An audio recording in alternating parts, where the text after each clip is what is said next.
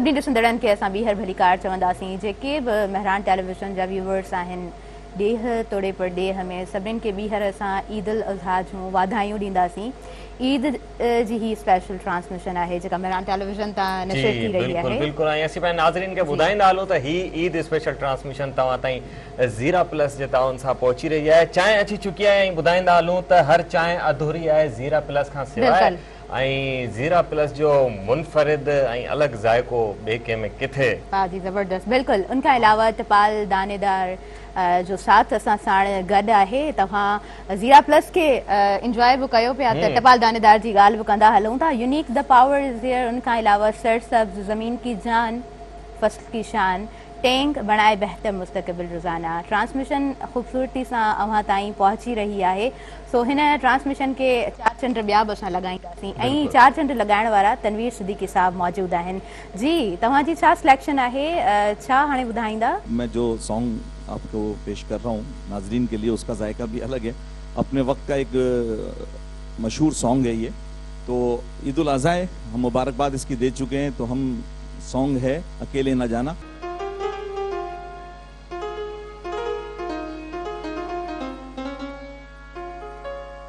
अकेले न जाना अकेले न जाना हमें छोड़कर तुम्हारे बिना हम भला क्या अकेले न जाना हमें छोड़कर तुम्हारे बिना हम भला क्या जिएंगे अकेले न जाना।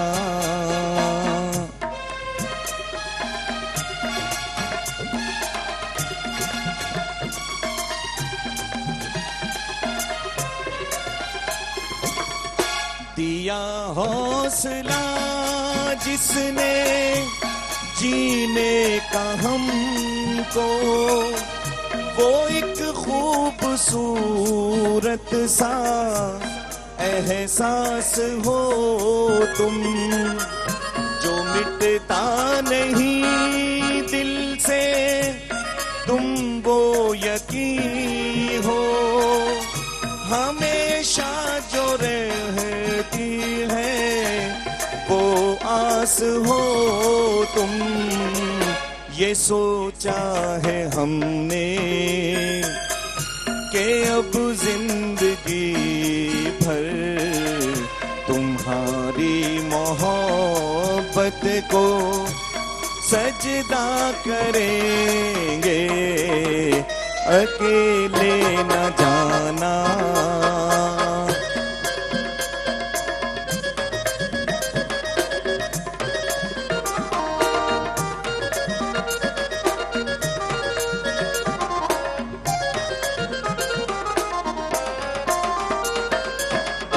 फसाना जो उल्फत का छेड़ा है तुमने अधूरा न रह जाए ये सोच लेना बिछड़ के ज़माने से पाया है तुमको कहीं साथ तुम भी ना अब छोड़ देना यही है तमन्ना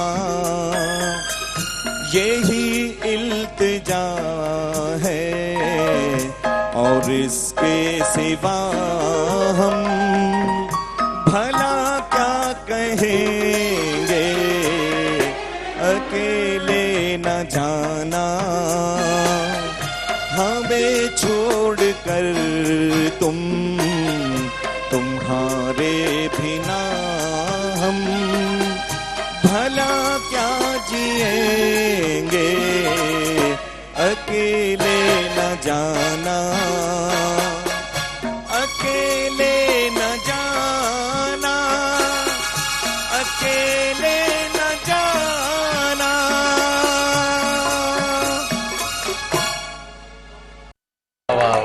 लाजवाब लाजवाब बेहतरीन बेहतरीन ॾाढी ॾाढी ख़ूबसूरत बेहतरीन, सिलेक्शन बेहतरीन, तव्हांजी बेहतरीन, ॾाढी ऐं ख़ूबसूरत। मां स्टार्टिंग में बि चयो त तव्हांजी सिलेक्शन इलाही सुठी आहे, त मुंहिंजे ख़्याल सां एवर ग्रीन सॉन्ग्स जेके आहिनि उहे ई तव्हां चूंडे रखिया आहिनि अॼु जे बिल्कुलु, ख़ासि ॾींहं जे लाइ। बिल्कुलु, बिल्कुलु, मारवी बिल्कुलु। अवान असां सां गॾु मौजूदु आहिनि। मारवी, हिकिड़ो क्वेश्चन हमेशह तव्हां खां पुछणु मूं चाहियो आहे, अॼु तव्हां सां बिलमुशाहिबा कचहरी थिए बि हिन प्रोग्राम में Please जी ॿुधायो। स्पेशल ट्रांसमिशन में, त मां पुछणु चाहींदसि त पंहिंजनि सां ईद केतिरी सुठी लॻंदी आहे। उहे पंहिंजा जिन खे पंहिंजा पिण छॾे चुका हूंदा आहिनि, तव्हां ऑर्फन्स में वेंदा आहियो, डिफरेंट सेंटर्स में वेंदा आहियो, त तव्हां पंहिंजी फीलिंग असां सां शेयर कंदा। ताहिरा, काफ़ी टाइम खां मुंहिंजी इहा प्रैक्टिस रही आहे कि ईद जे 3 ॾींहंनि मां हिकिड़ो ॾींहुं ज़रूरु कंहिं अहिड़े घर में, कंहिं अहिड़े सेंटर में, कंहिं अहिड़ी जॻह ते गुज़ारिजे। सही। ऐं इहा जेकी फीलिंग आहे, मां तव्हांखे ॿुधायां थी, मैचलेस फीलिंग आहे। अॼु ताईं ईअं मां पहिरीं दफ़ा वई हुयमि, जॾहिं मां शुरू कयो इहो सिलसिलो, सही। त उहो ॾींहुं मूंखे अञा वधीक ख़ूबसूरत लॻंदो तमामु ईदुनि जे ॾींहंनि खां। इवन मां ऐं मुंहिंजो हस्बैंड वेट था कयूं कि जल्दी हाणे ईद अचे त असां उन्हनि ॿारनि जे लाइ ॿियो कुझु ॾींहुं, टियों तोहफ़ा ॾींहुं, खणी बिल्कुलु, वञूं ऐं उन्हनि सां मिलूं।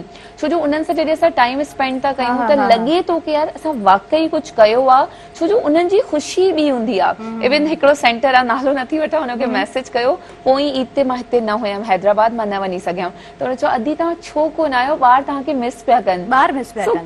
कैन यू बिलीव दैट कि तव्हांजो हिकिड़ो रिश्तो तो ठही वञे, अगरि तव्हां वेंदा रहो तव्हांजो इंतज़ार करणु शुरू था करे बिल्कुलु, छॾनि। बिल्कुलु। त मूंखे अफ़सोस बि थियो, का एमरजेंसी थी वई, मां न वञी सघी हुयमि, लेकिन कोशिश इहा ई हूंदी आहे कि माण्हू ज़रूरु उन्हनि ॿारनि सां पंहिंजो टाइम स्पेंड करे। इवन हिते मां SOS विलेज जी हिकिड़ी मिसाल तव्हांखे ॾियणु जी। चाहींदमि। जॾहिं मां शुरू में पंहिंजी स्टूडेंट लाइफ में इन्हनि सां अटैच थियमि, त मां महसूसु कंदी हुयमि उते कुझु मदर्स आहिनि, ऐं हाणे जॾहिं वुमेन प्रोटेक्शन सेल में असां वटि बेसहारा औरतूं ईंदियूं आहिनि, त असां हुते मोकिलींदा आहियूं कि उन्हनि खे जॉब ॾियो। त मां इहो महसूसु कयो कि को बेसहारा कोन्हे, छो जो को बेसहारा का औरत थिए थी त उहा इन्हनि ॿारनि जी माउ थी वञे। उहे ॿार जिन्हनि जो को माउ पीउ कोन्हे, अलाह उन्हनि जे लाइ माउ मोकिले थो छॾे। त दिस इज़ हाउ हिकिड़ो कनेक्शन आहे, अलाह साईं जी हर शइ जे पुठियां हिकिड़ो रीज़न आहे। त मतिलबु हिकिड़ी ख़ूबसूरत फीलिंग ईंदी आहे अहिड़ी जॻहुनि ते। हा, इहो ॾाढो ज़रूरी आहे कि इहे ॿार असांजा, असां हुननि जे लाइ मौजूदु आहियूं, अलाह साईं हुननि लाइ मौजूदु आहे, अकेला कोन्हनि। लेकिन पोइ बि उहे सुठे सेंटर्स में हुजनि, असांजी इहा ज़िमेदारी आहे जिते असां डोनेशंस ॾियूं था, असां चेक एंड बैलेंस रखूं कि छा उन्हनि ॿारनि खे उहे शयूं प्रोवाइडेड आहिनि। छो जो अञा ताईं असां ॾिसूं था गवर्नमेंट इदारनि में काफ़ी इन तरह जूं शिकायतूं असांखे मौसूल थींदियूं रहंदियूं आहिनि, त हुनजो हल इहो ई आहे, keep visiting, keep looking into the things। अगर तव्हां भी ॾियो था फंड्स, त मां भी उनजो पुछाणो करे थी सघां, मां भी इहो ॾिसी थी सघां कि उन्हनि ॿारनि ते उहा शइ लॻे थी या नथी लॻे। त मुंहिंजे ख़्याल सां अगर असां वी विल कीप वॉचिंग ऐं असां हिकिड़ो पंहिंजो रखंदासीं, त दैट इज़ हाउ असां वारसी था कयूं उन्हनि ॿारनि जी। ऐं इहा मालिकी ज़रूरी आहे, छो जो अच्छा हिकिड़ी ॿी शइ, हिकिड़ो त असांजा इहे ॿार ऐं हिकिड़ा असांजा स्पेशल चिल्ड्रन बि हूंदा आहिनि, ऐं उन्हनि जे सेंटर्स में वञणु थींदो आहे, त उहे ॿार पेरेंट्स उन्हनि सां आहिनि, लेकिन अक्सर उन्हनि जी फाइनेंशियल कंडीशन एतिरी सुठी न हूंदी आहे कि उन्हनि ॿारनि खे उहे स्पेशल फैसिलिटीज़ ॾेई सघनि। त जेके चइबो आहे न कि जेके माण्हू थोरा फाइनेंशियली स्ट्रॉन्ग आहिनि, उहे अहिड़े ॿारनि खे स्पॉन्सर करे बि पंहिंजो हिसो विझी सघनि था इन तमामु सिलसिले में। त ख़ूबसूरत ॾाढी फीलिंग हूंदी आहे। इवन उन्हनि जे ॿारनि जे लाइ मां हींअर ॻाल्हायां थी, and I am feeling some goosebumps, the energy. ख़ुशी जी ॻाल्हि निकिती आहे त वरी चवंदा हलूं त ज़ीरा प्लस ऐं चांहि गॾु हुजे त गुफ्तगू ऐं कचहरी ख़तम हलंदी रहंदी। स्पेशल ट्रांसमिशन तव्हां ताईं पहुची रही आहे, ऐं हिन ईद जी स्पेशल ट्रांसमिशन खे स्पॉन्सर कयो आहे। जी बिल्कुलु, ज़ीरा प्लस स्पॉन्सर कयो आहे। असां हाणे अॻियां वधंदासीं, थोड़ा कदम तकड़ा अॻियां वधायूं पिया। ईद जो ॾिहाड़ो आहे, वरी घर बि वञिणो आहे, वरी उहा ई ॻाल्हि कबाब टिक्का जी बिल्कुलु। सो असां वधंदासीं गीत ख़ुशी जा जी तरफ़, पर थोरो तव्हां खां आउं रिव्यू वठणु चाहींदसि, छाकाणि त जेके असांजी ओवरऑल सिंध में लाॾा सहराई हिकिड़ी जेका ट्रेडिशन आहे ॾाढी ख़ूबसूरत आहे। त इसरार साहब, तव्हां बि इन ट्रेडिशन जो हिसो बणिया आहियो, तव्हां प्रोग्राम्स सुठा नशर कया आहिनि, त कीअं पंहिंजा रिव्यूज़ तव्हां ॾींदा? ज़ाहिर आहे हीअ असांजूं ख़ुशियूं, हीअ असांजा ॾिहाड़ा, हीअं असांजो कल्चर, पाण में सभु शयूं कनेक्टेड आहिनि। बिल्कुलु बिल्कुलु। ऐं असां पंहिंजे कल्चर खां असां ॿाहिरि नथा निकिरी सघूं, उन कल्चर में रही करे असां ही पंहिंजूं जेके रीतूं रस्मूं आहिनि या जेके ॾिहाड़ा आहिनि, उहे असां पंहिंजा मल्हायूं था, सेलिब्रेट कयूं था। पर आउं अदी जी हिकिड़ी ॻाल्हि खे आउं ऑन कंदुसि त अदी जो कमु तमामु बहितरीनु आहे, पर कोशिशि इहा कजे त हीअ जेके यतीम ऐं बेसहारा ॿार आहिनि इन्हनि ते जीअं तव्हां चओ चेक एंड बैलेंस ज़रूरी आहे, जीअं अॻियां हली उन्हनि जी अहिड़ी तरबियत थिए त माशरे जो हिकिड़ो सुठो हिकिड़ो फ़र्द बणिजी सघनि, ईअं न सदाईं मोहताज हुजनि, डिपेंडेंट हुजनि, त हो को किरदारु अदा करे सघनि। त असांखे कोशिशि इहा करणु घुरिजे, असां जूं तंज़ीमूं आहिनि, असां पंहिंजनि आर्टिस्टनि जे लाइ कयूं था कोशिशि, ईअं न त असां सदाईं उन्हनि खे राशन ॾींदा रहूं, या त असां आर्टिस्टनि खे पंहिंजे लाइ सोचणु घुरिजे। ॻाल्हि निकिती आहे त ज़ाहिर आऊं इहा ॻाल्हि कंदुसि त असां आर्टिस्टनि खे अॻे असां जॾहिं असांखे शौक़ु हूंदो हो, जॾहिं 70s जे दौर में 77, 78, 79 में मूं पंहिंजो इहो करे, त असांखे वॾा बि चवंदा हुआ बाबा पहिरीं पंहिंजी तालीम, ऐं इवन असांखे जॾहिं PTV ते असां वियासीं उहे बि असांखे चवंदा हुआ त पहिरीं पंहिंजी तालीम, उन खां पोइ रोज़गार। उन दौर में ॾाढियूं सुठियूं आहिनि, यूज़फुल तव्हांजूं ॻाल्हियूं आहिनि, ज़रूरु चाहींदासीं त तव्हां इन्हनि पंहिंजे एक्सपीरियंसिस खे तव्हां सां शेयर कंदा रहो, तव्हांजो एक्सपीरियंस आहे, एक्सपोजर आहे, जेको बि ॿुधी करे सुठो लॻे पियो। तव्हांजी पंहिंजी ऑर्गेनाइज़ेशन बि आहे, हवा ऑर्गेनाइज़ेशन, उन जे हवाले सां बि ज़रूरु अव्हां सां ॻाल्हि ॿोल थींदी, पर आउं ॻाल्हि कंदसि जेके लाॾा थियनि था, गीत ख़ुशी जा, असां उन तरफ़ अॻियां वधंदासीं, त सहरनि जे बाबति तव्हां छा चवंदा? ॾिसो न, सहरा सदीन खां वठी आहिनि ऐं हर ख़ुशीअ जो हिसो सहरा रहिया न, पर हिकिड़ो अहिड़ो दौर अची वियो जो गैप अची वियो, रुकिजी वियूं शयूं, वरी ॿियूं शयूं उन जॻह ते अची वियूं। पर तव्हांखे यादि हूंदो जॾहिं मेहरान TV आयो त हुन पहिरीं इहो कमु कयो त उनखे उनमें रिवाइवल, यानी कि हिकिड़ी शइ सदीन खां हली रही हुई उहा बंदि थी वई, अची मेहरान TV नवां कमाल जा सहरा, उनमें मुख़्तलिफ़ कलाकार, घरू माहौल, गीत, असांजे औरतुनि जी उनमें इन्वॉल्वमेंट, ठीकु आहे। हाणे इहो मुख़्तलिफ़ मंगराड़ जूं औरतूं शानदार नमूने सां गीत ॻाईंदियूं हुयूं, या असांजी जेका बिलावली शीदी बिरादरी आहे उन्हनि जूं मायूं अची असांजे ख़ुशियुनि खे वधाईंदियूं हुयूं, पर उहो सॼो असां ॾिठो त मेहरान TV प्लैनिंग करे हिकिड़ो अहिड़ो मंज़र पेश कयो जो ग़रीब खां वेंदे अमीर ताईं मूं ॾिठो त उन्हनि सहरा शामिल कया। इहो क्रेडिट मेहरान TV ते वञे थो।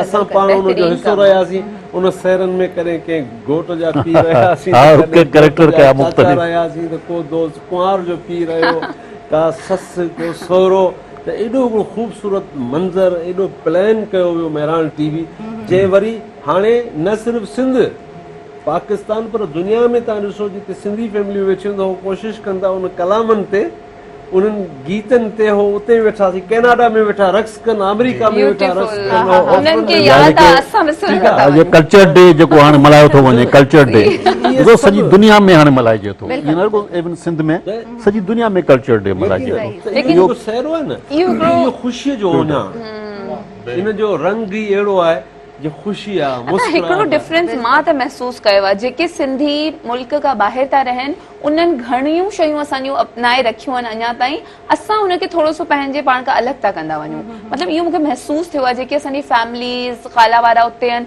उन्हनि जी शादियूं तव्हां ॾिसो, पींघो ज़रूरु रखंदा, जेको आहे इहे सॼा असांजा सहरा ज़रूरु ॻाईंदा, लेकिन असांजी शादियुनि में थोरी सी इहे शयूं असां छॾे ॾिनियूं आहिनि, असां थोरो मॉडर्निज़म जी तरफ़ घणो वधी विया आहियूं। इहा ॻाल्हि मूंखे महसूस थी आहे जेकी न हुजणु खपे, असांखे ओन करणु खपे। एक्ज़ैक्टली, तव्हां बिल्कुलु ॻाल्हि सुठी कई आहे, ख़ूबसूरत ॻाल्हि एड कई आहे, ऐं यकीनन असां वधाईंदासीं बि इन ॻाल्हि खे, छाकाणि त मुंहिंजे ख़्याल सां हीउ ॾाढो पॉज़िटिवली असांजो पंहिंजे सिंधीज़ जे लाइ मैसेज वञे पियो, ओवरऑल पाकिस्तानी जेके बि असांजा आहिनि उन्हनि जे लाइ। सो यस, असां तव्हांजा थैंकफुल आहियूं, तव्हां आया प्रोग्राम में, पंहिंजो टाइम ॾिनो हिन ईद जे स्पेशल ॾींहं ते, तव्हांजी महिरबानी। असां अॻियां वधंदासीं ऐं गीत ख़ुशी जा आहे, एक्साइटेड आहे, पर तव्हांखां मैसेज बि वठंदासीं। जी, इन द एंड तव्हांजो मैसेज छा हूंदो? देखिए, आज का जो दिन है इसको हम कहते हैं ईद कुर्बान। ईद कुर्बान से मुराद ये है कि कुर्बानी नहीं बल्कि अपनी अना की कुर्बानी करनी। आप जो है माफ कर दें। कुर्बानी ये भी है कि आप अपने हिस्से का खाना किसी भूखे को खिला दें। कुर्बानी ये भी है कि आप जो है वो किसी की मदद करें। और मैं उनसे रिक्वेस्ट करूंगा कि जो आज कुर्बानी कर रहे हैं तो ख्याल करें अपने रिश्तेदारों के साथ साथ उन लोगों का भी ख्याल करें जो कुर्बानी को अफोर्ड नहीं कर सकते, उनको देखें, उनके घर पर जाके जो है ये कुर्बानी का जो उनका हिस्सा बनता दें। और जब हम इस तरह का काम करेंगे तो मुझे 110% उम्मीद है कि अल्लाह ताला हमारे हर काम में बरकत देगा। दिल की गहराइयों से एक बार फिर पूरे पाकिस्तान को ईद उल अज़हा मुबारक, आपको भी मुबारक। थैंक यू तव्हांजे वक़्त जे लाइ। आपको तव्हां भी मुबारक। प्रोग्राम खे ॾाढो ख़ूबसूरत बणायो। सो असां ब्रेक की तरफ़ वधूं। जी ब्रेक खां पहिरियां तव्हांखे आउं चवंदुसि त ॿुधायो न ईद स्पेशल ट्रांसमिशन खे ताउन कंहिंजो आहे? जी बिल्कुलु, ज़ीरा प्लस जो तावन आहे। चाहे गुफ्तगू जो प्लस आहे ज़ीरा प्लस। टपाल दानेदार, unique the power is here, सरसब्ज ज़मीन की जान, फसल की शान, टेंग बणाए बेहतर मुस्तक़बिल रोज़ाना। सो गीत ख़ुशी जा मां बार बार ॿुधायां पई, इलाही एक्साइटिंग बि आहे। सो वधूं था, काॾे न वञिजो, ॾिसंदा रहिजो अव्हांजो पंहिंजो चैनल, अव्हांजे पंहिंजे चैनल तां हीअ ट्रांसमिशन नशर थी रही आहे ईद उल अज़हा जी ट्रांसमिशन।